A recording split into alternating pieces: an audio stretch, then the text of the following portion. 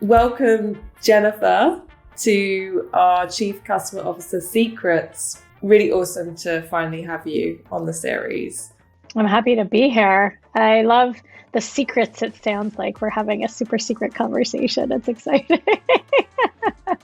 So, Jennifer, it would be really helpful to start with if you could talk a little bit about what you do right now as VP of Customer Success at Planhat and how you got there.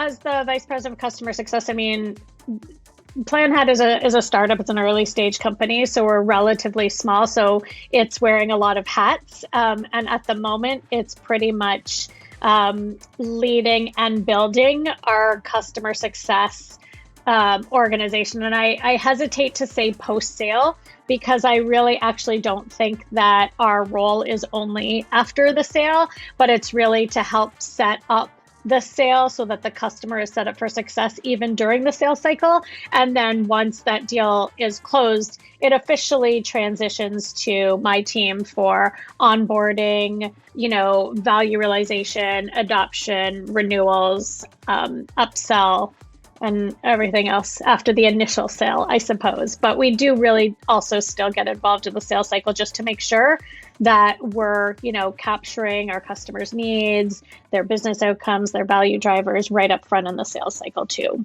I love what you said there about customer success not just being a post-sales team. I think a lot of people need to hear that and understand what it means. What drives me is just adding value and solving problems. And so out of college, I started out as a consultant. I was a consultant for Deloitte and for KPMG.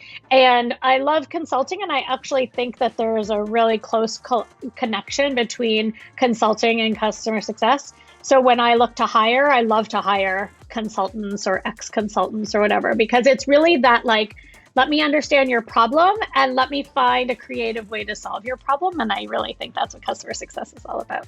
The main reason why we launched Chief Customer Officer Secrets is because we feel like there is not enough representation of customer success at the board level. And so I'm curious to hear from people like you who have made it to VP of Customer Success. Why do you think there is a lack of representation of CS at the board level? Yeah, it's a good question. It's one I've been thinking a lot about because I really think in the grand scheme of it, it's still a really new space.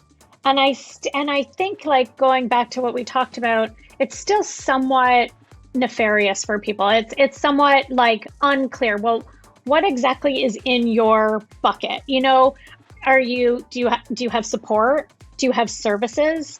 Do you have any product? Do you have growth metrics? That's my thoughts. I think it's early. I think we'll see a lot of growth there. I'd love to know what advice you have for CSMs who are aspiring to get into leadership levels. It's a good question. And specifically CSMs, I think that we've talked about this, my path isn't a traditional one, so I'm not going to give you a traditional answer because I actually think that it's not about spending more time as a CSM. I actually feel like the CSM role, a lot of CSMs probably you see them move around a lot because it's me and then it's the VP. And if that VP isn't going anywhere, what's my path? If your path is upward and there's only one spot above you, then the opportunities are limited. But if you want to round out your experience to try new things, especially in customer success now, there's so many things.